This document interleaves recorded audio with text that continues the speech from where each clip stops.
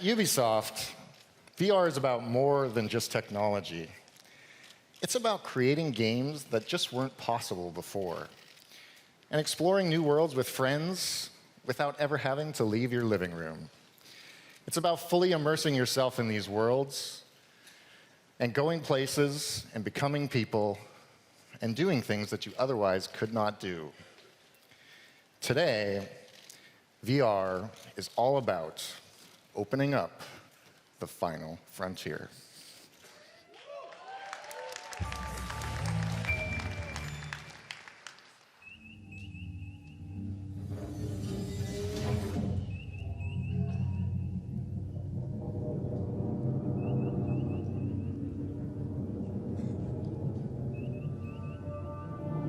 Captain's log. Stardate 2016.165. Starship USS Aegis is preparing for her maiden voyage. We've gathered some of the most decorated officers in the Federation to test her limits and to prove her place among Starfleet's finest ships. We're en route to a secret testing facility and are proceeding to our destination at maximum warp.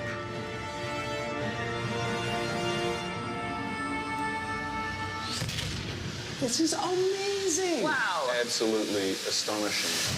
When I walked in, I really wasn't sure what I was actually walking into. This is very cool. If I could have imagined what I would have wanted the Star Trek VR game to be, this is it!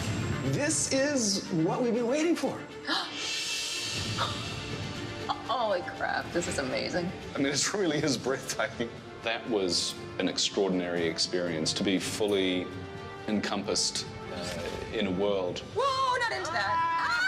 You're interacting with each other and you're talking to each other and you're taking orders from the captain and I mean, it's really cool. So there's captain, helm, piloting the ship, tactical, and the engineer routing power and charging warp coils. I'm feeling pressure already. I'm feeling nervous now.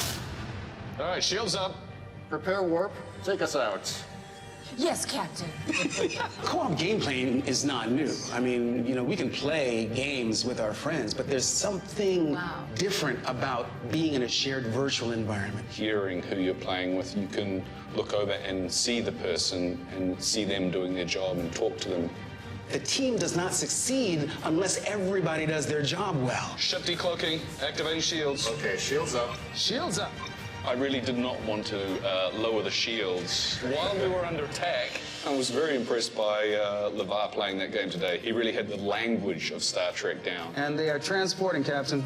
It was like, yes, he just makes you push the buttons. I will say I nailed being the engineer.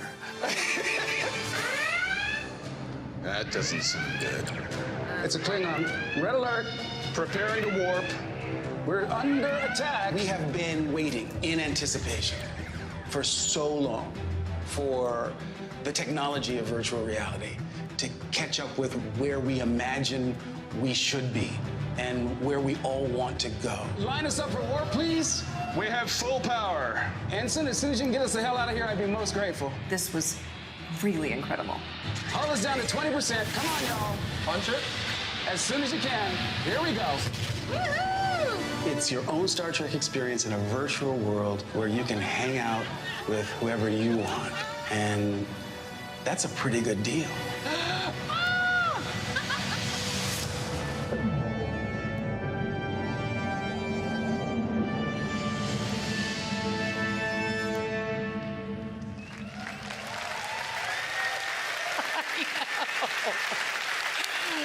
Yes! Guys, Ubisoft is bringing you the first ever Star Trek VR game. As you can see, it's amazing, and you heard it here first, unless, of course, you heard it from the reporter who leaked it on Reddit. You know what you can suck a bag of. Ladies and gentlemen, here is the man who was rocking a VR headset way before VR even existed, Mr. Levar Burton.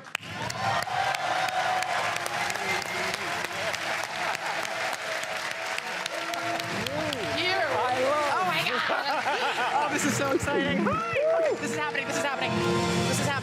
Okay. welcome to the sofa I had installed here for precisely this occasion. Thank you so much. So it looks like Ubisoft got some of the old Trek band back together. I mean, like all of the old Trek bands and the new ones back together. So I have two questions for you. First of all, I know you have my email, so why no invite? But we'll talk about that after.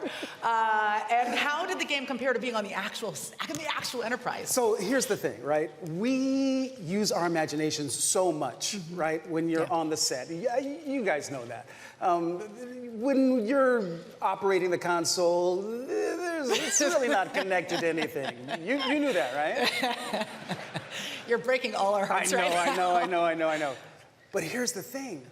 You don't have to imagine in this game. You are existing in a completely rendered environment. You are on the bridge of a starship and you're with your friends. It's pretty cool. It's so amazing. So what was it like working with that particular crew? All of you having had real Enterprise experience. I know I can't let go of the fact that it's not real. Okay, yeah, I know.